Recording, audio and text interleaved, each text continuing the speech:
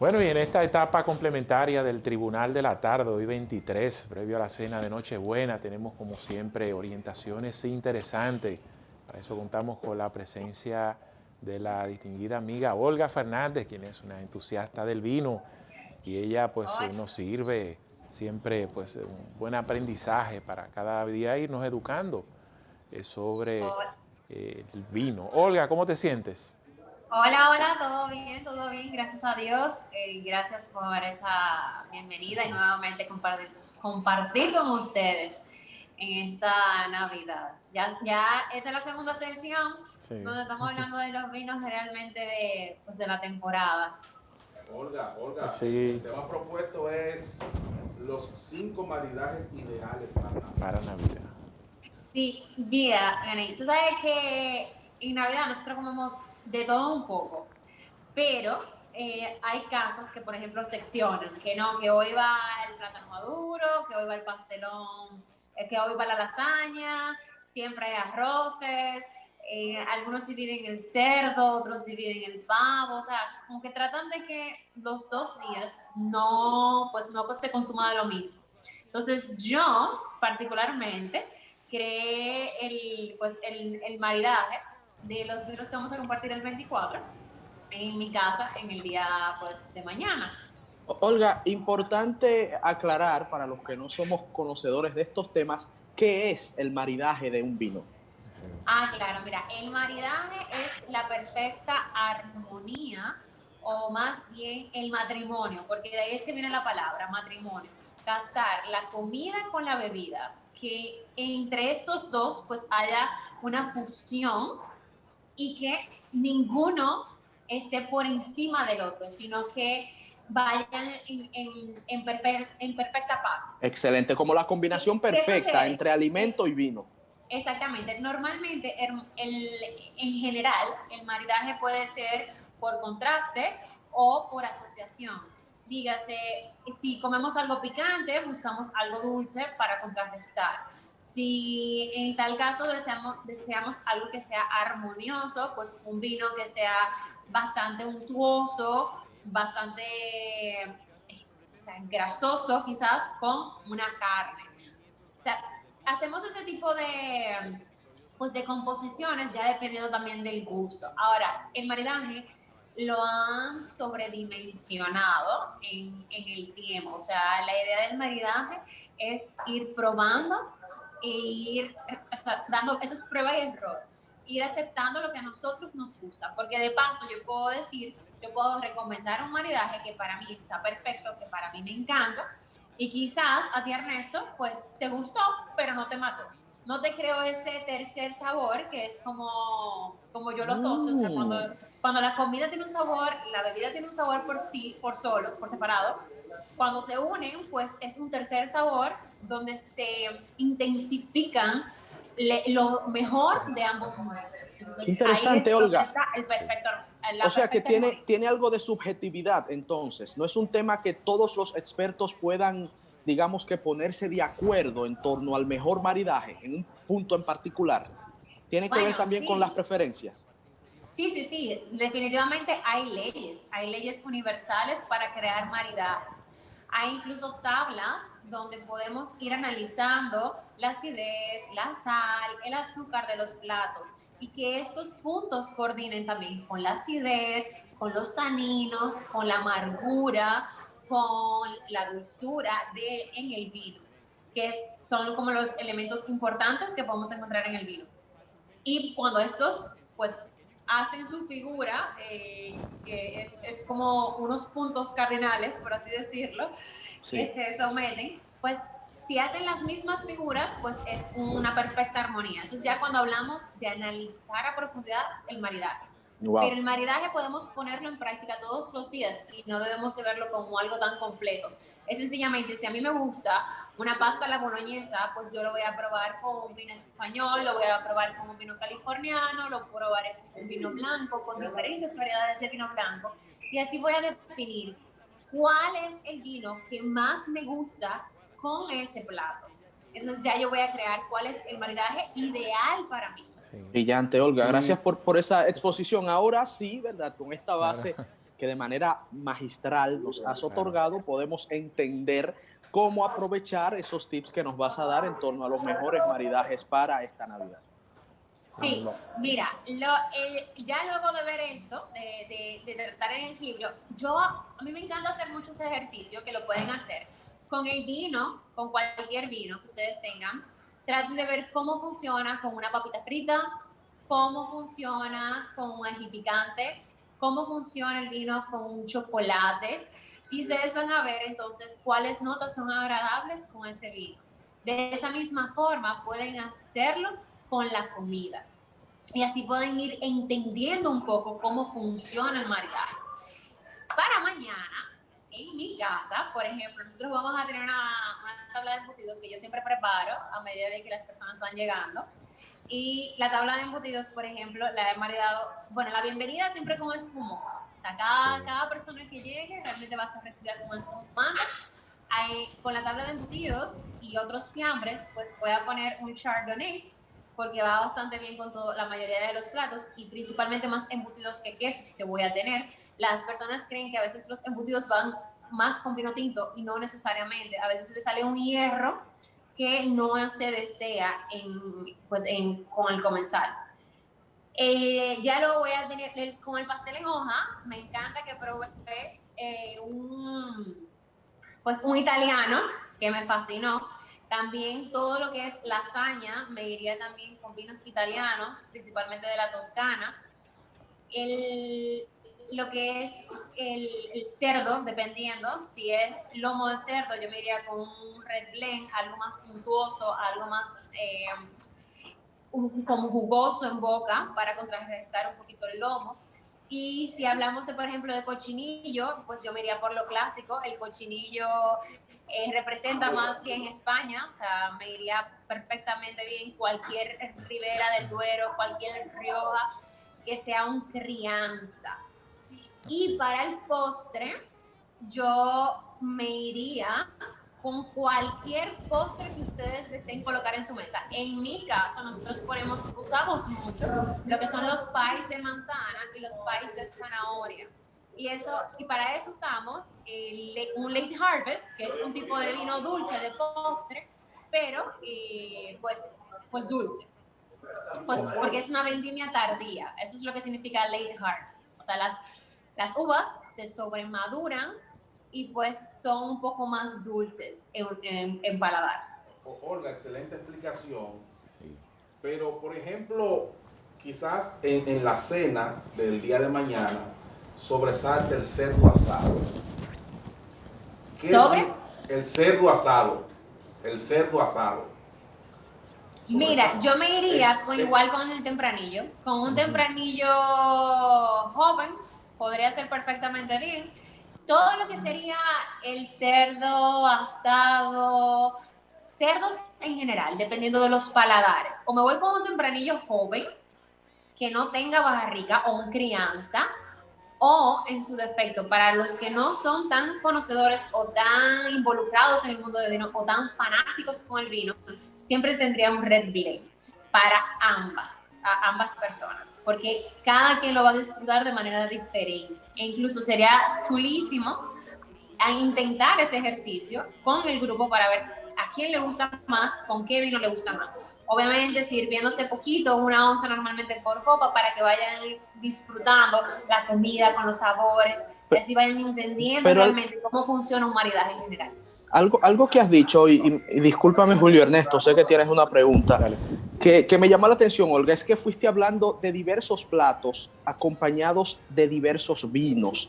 En una cena, digamos que ideal, en este tema que estamos hablando de maridaje, ¿qué tan, caramba, sería mucha comida y mucha bebida? O sea, a ver si quizá no te entendí, pero lo que comprendí es que, bueno, llegó la familia, vamos a brindar iniciando la cena con un espumante, pero luego venimos con unas entraditas que viene y el maridaje ideal es con este tipo de vino, ya van 2 copas, pero entonces viene una especie de plato fuerte con mi cerdo y tengo el tempranillo que has recomendado con el cerdo o el red blend, pero entonces luego viene el postre, ya van 3 copas, viene el postre y con el postre entonces el maridaje ideal es con otra, van 4 copas, y si hay algún quinto elemento, o sea, No sé si te entendí, pero tendríamos que No, comprar realmente 5 o 6 no, botellas de vino Ernesto. distintas. No, Ernesto, me estás tomando la palabra a tu gusto. No es así. A ver, Oye, acláranos, Olga, Realmente acláranos. entendemos que en esta temporada, pues, abusamos tanto de la comida como de la bebida. Lo ideal es realmente servirse en pequeñas porciones. Así podemos realmente disfrutar de todo sin abusar de nuestro cuerpo. Entonces, mi sugerencia es, por ejemplo, probar los platillos, servirse pequeñas porciones y en cuanto a los vinos, no es que nos vamos a servir una copa completa, es que nos vamos a servir una onza. Y una onza casi representa el fondo de la copa, que es lo Ok. que básicamente estaríamos disfrutando en una cena maridaje, por ejemplo. En una cena Ok. maridaje, pues no servimos las 4 onzas de vinos tradicionales que nos podemos tomar y servimos en nuestra casa, que es lo recomendable a una copa.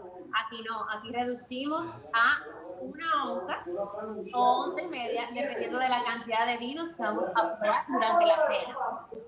sí. Muy bien.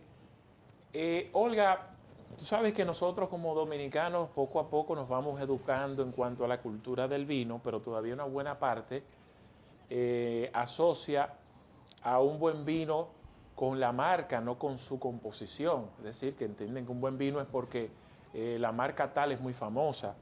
Y hiciste referencia a algunos términos que quisiera ver para aquellas personas que no dominan mucho ese lenguaje, si nos pudiera aclarar, es decir, que es un vino, cuando hablamos de un vino tempranillo, un vino joven o un vino que no tiene barriga, ¿qué significa? No, que no tiene barriga, no, porque, Uh-huh. porque los vinos no tienen barriga. Uh-huh. ¿Será que no tienen barrica? Barrica. Barrica. Barrica es envejecimiento en los toneles de madera. Cuando me refiero a un vino joven, un vino crianza, son vinos que tienen poco envejecimiento en estas barricas.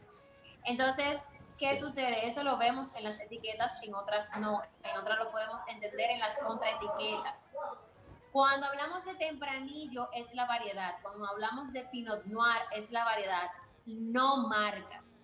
Porque no te puedo dar una marca en específico a todos los, pues, a quienes están compartiendo con nosotros y nos están viendo, porque quizás de paso, si en San Francisco de Macorís nos están viendo, no consiguen ese vino, entonces me dicen, bueno, Olga, entonces, ¿qué hago? ¿Qué busco? Entonces, lo ideal realmente es ubicarse por la zona, o sea, si es Ribera del Duero, si yo estoy hablando de Tempranillo, pues entender que Ribera del Duero, Rioja, Priorato, trabajan con esta uva. Entonces, buscar en estas zonas esta uva. Es importante investigar. O sea, si ya estoy hablando de que todo lo que es cerdo lo recomiendo con tempranillo, un tempranillo joven, vamos a buscar vinos españoles jóvenes que tengan el título de crianza o vino joven en la etiqueta o en la contraetiqueta. Normalmente por la regulación de origen controlada que está en esa zona, todas lo tienen o en su gran mayoría.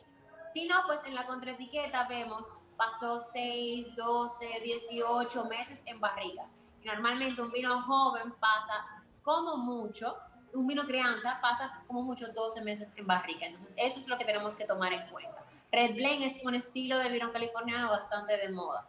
Entonces, esto ya sí es más conocido y ya las personas se sienten más relacionadas con este término.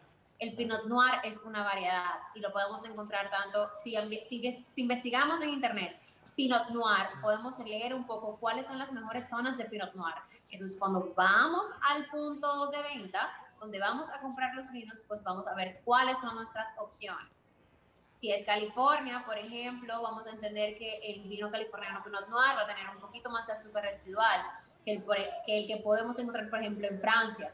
O sea, todo eso es lo que vamos a ir conociendo, pero lo importante es realmente ir tomando estos conceptos e igual irlos investigando, porque este mundo es enorme y la verdad es que no basta con estos minutos pues, para detallarlo por completo, sino tomar estas pinceladas e investigar sobre ello. Sí.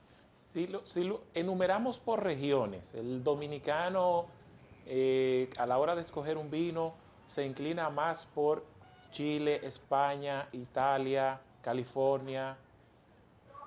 Mira, el comportamiento del dominicano ha cambiado bastante y es normal. Antes aquí se consumía mucho vino chileno porque realmente aquí se importaba más vino chileno. Sí. Luego empezó los vinos españoles. Esos son los de ¿Qué Viña, pasa? Viña, Los ¿cómo es? vinos Viña Maipo, españoles- Villa Maipo, Valle Central. Correcto. Chile. Bueno, eso es un ejemplo, eso es un ejemplo. Ajá, ok. Dentro de ese ejemplo, luego vinieron los españoles que realmente empezaron a tomar territorio y ya actualmente para un público más joven, para un público que antes no consumía vino, está todo lo que es Red Blend, que son los famosos californianos. Entonces ya esto, al momento, al día de hoy, son los que más tienen pues salida y más demanda tienen en el mercado, porque la verdad es que son productos que están elaborados para los nuevos consumidores o también para las personas o los jóvenes, o sea, los chicos que tienen 18, 20, 21 años, para lugares también para tomar en terrazas, en climas también como el nuestro, que es bastante tropical, porque son vinos refrescantes, son vinos normalmente que no son complicados, son fáciles de entender. Entonces, esto le gusta al consumidor actual. Ya luego, con el tiempo, es normal que el paladar vaya pues cambiando y ya las personas vayan curioseando otras cosas. Sí, Olga, ya que mencionaron vinos de algunas regiones, quisiera preguntar también de qué te parecen los vinos franceses y los vinos argentinos que ya han entrado al mercado dominicano. Mira, la pena es que vinos franceses y argentinos tenemos, pues, no mayoría. Son muy ricos, son muy deliciosos, por Dios. Francia es la meca del vino, son uno de los primeros productores de vinos. Entonces, cuando hablamos de vinos franceses, cuando hablamos de vinos italianos, cuando hablamos de vinos españoles, cuando hablamos de vinos portugueses, de alguna u otra forma, pues hablamos de una calidad, porque tienen años luz produciendo vinos. Unas regiones, pues, más que otras, pero merecen su respeto ya nada más por el tiempo que tienen produciendo vino. A Argentina le pasa también lo mismo, o sea, tiene excelentes uvas, excelente producción de vinos. La pena es que Argentina, las mejores producciones son internas, o sea, ellos lo consumen localmente. Hay excelentes vinos que exportan, que nos llegan a nosotros, pero quizás no son tantos como deseáramos. Igual que pasa ahora mismo con el vino chileno exquisito, pues no es la cantidad que quizás quisiéramos o deseáramos encontrar nosotros los wine lovers, como por ejemplo pudiéramos encontrar vinos españoles, por poner un ejemplo, o californianos. También la región, o sea, el tamaño de estas regiones. Sí. Olga, Pero cuando hablamos de Francia, hablamos de calidad. mencionaste los Red Blend, que de verdad son en este momento de mis favoritos. Te hice una pregunta hace un par de semanas sobre uno de estos vinos vinculado a delitos y me diste unos consejos que los he llevado, ¿verdad?, a la acción.